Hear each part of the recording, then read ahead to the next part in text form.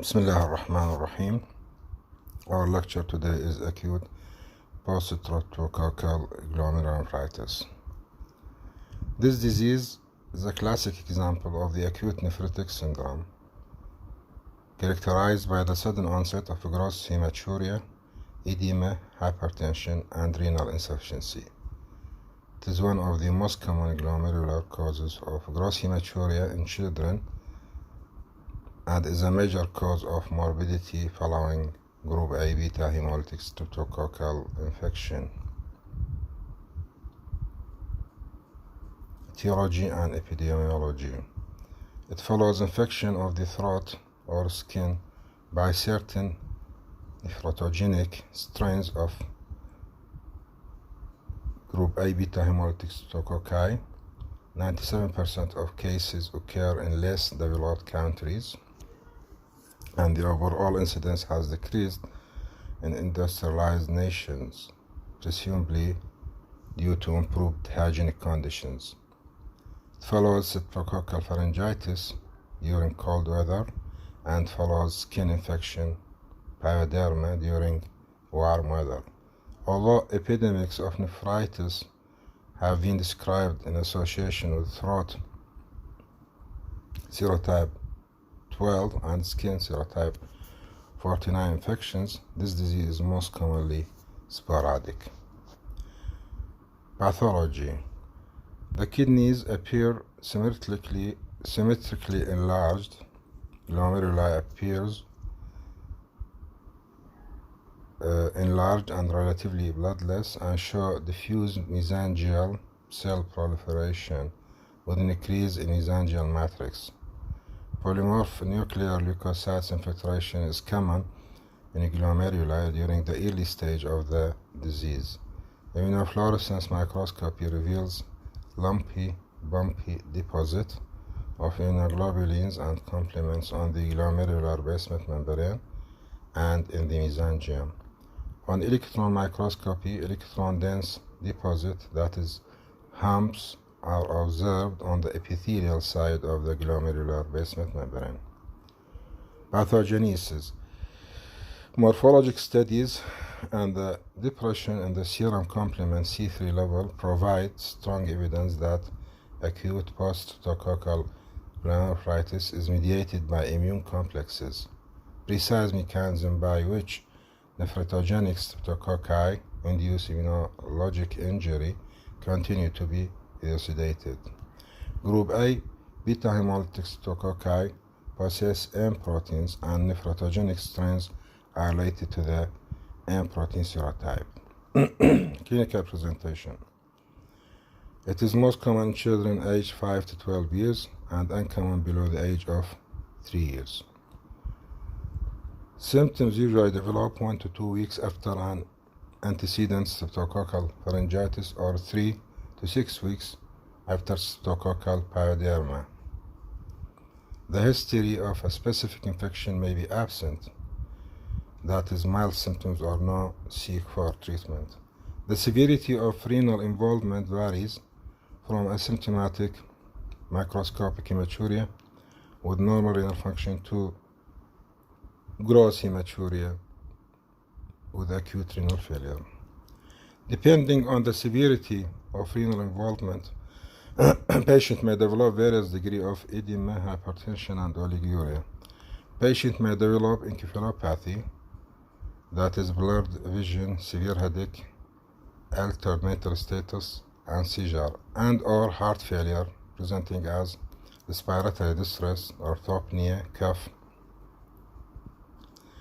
owing to hypertension or hypervolemia. Encephalopathy may also result directly from the toxic effect of streptococcal bacteria on the central nervous system.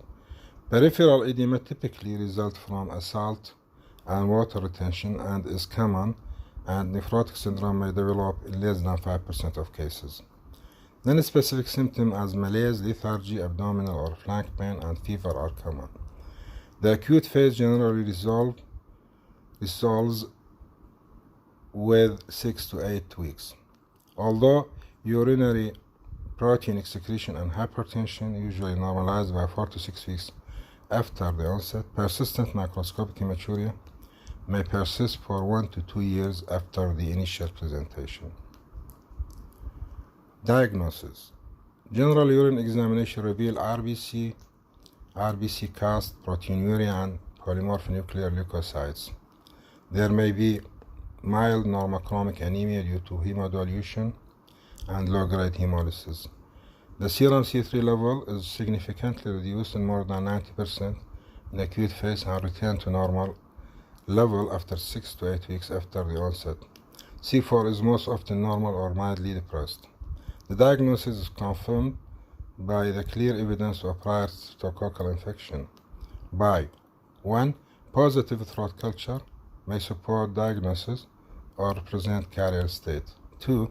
A rising antibody titer to streptococcal antigens confirm a recent streptococcal infection. These include the anti-streptolysin O titer, ASOT, is commonly elevated after pharyngeal infection, but rarely increases after streptococcal skin infection. The best single antibody titer to document cutaneous infection is the anti-deoxyribonuclease DNase B level. If available, a positive streptozyme screen, which measures multiple antibodies to different streptococcal antigen, is a valuable diagnostic tool. Serologic evidence for streptococcal infection is more sensitive than the history of recent infection and far more sensitive than positive bacterial culture. MRI of the brain is indicated in patients with severe neurologic symptoms and can demonstrate reversible posterior leukoencephalopathy in the parieto-occipital areas.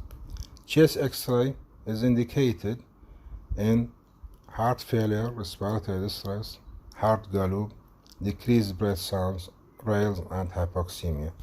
Renal biopsy should be considered only in acute renal failure, nephrotic syndrome, absence of evidence of streptococcal infection, and normal complement level. It should be considered when hematuria and proteinuria, diminished renal function, and or low C3 level persist more than 2 months after onset. Persistent hypocomplementemia can indicate a chronic form of post-infectious glomerulonephritis or another disease such as membranoproliferative glomerulonephritis. Differential diagnosis, it includes several causes of hematuria as IgA nephropathy, Alport syndrome, membranous nephropathy, membranoproliferative glomerulonephritis, SLE nephritis, acute exacerbation of chronic glomerulonephritis, acute glomerulonephritis following other infection like staphylococci, Streptococcus pneumonia, gram-negative bacteria, bacterial endocarditis, certain fungi, rickettsial and viral disease, particularly influenza, and pyelonephritis. Complications, hypertension seen in 60% of cases and is associated with hypertensive encephalopathy in 10% of cases. Acute renal dysfunction presented as hyperkalemia, hyperphosphatemia, hypocalcemia, acidosis, seizure, and uremia, and heart failure. Prevention by early systemic antibiotic treatment for streptococcal throat and skin infection, which does not eliminate the risk of glomerulonephritis. Family members of the patient, especially young children, should be cultured for group A beta hemolytic streptococci and treated if appropriate. Family pets, particularly dogs, have also been reported as carriers. Treatment include general measures. 1. Bed rest, which is only indicated during the oliguric phase, during the first week. 2. Diet, an increased carbohydrate diet to provide adequate calories and decrease protein and salt during oliguric phase and with complication as severe hypertension and marked vascular congestion. 3. Fluid balance during the oliguric phase. Measurement of the daily urine output is important. The total daily fluid intake should be equal to urinary output plus insensible water loss. Specific measures Although a 10 days course of systemic penicillin is recommended to limit the spread of nephrogenic organism, antibiotic therapy does not affect the natural history of glomerulonephritis. 2. Control of hypertension, sodium restriction, diuresis, usually with IV furosemide and pharmacotherapy, with calcium channel antagonists, vasodilators, or angiotensin converting enzyme inhibitors are standard therapies. Control of edema. In most cases, edema subsides spontaneously at the end of the first week and with the onset of diuresis. Decreased fluid and salt intake during the first week is usually important. In more severe cases, negative fluid balance is required. Diuretics as furosemide may be used. Treatment of complications. 1. Severe hypertension, that is hypertensive crisis, sodium nitroprusside infusion 0.5 to 10 microgram per kg per minute. Labetalol infusion 0.25 to 3 mg per kg per hour. Ismolol infusion 150 to 300 microgram per kg per minute. Treatment of heart failure, treatment of renal failure. Prognosis. Complete recovery occurs in more than 95% of patients, so it is with good prognosis. Mortality rate in the acute phase can be avoided by appropriate treatment of acute renal failure, heart failure, and hypertension. Infrequently, the acute phase is severe and lead to glomerulosclerosis and chronic renal disease in less than 2% of affected children. Recurrences are extremely rare. The true incidence of chronic renal disease that emerges later in adulthood as a result of childhood acute post-streptococcal nephritis and reduction of function in prone number remains unknown. شكرا جزيلا لإصغائكم.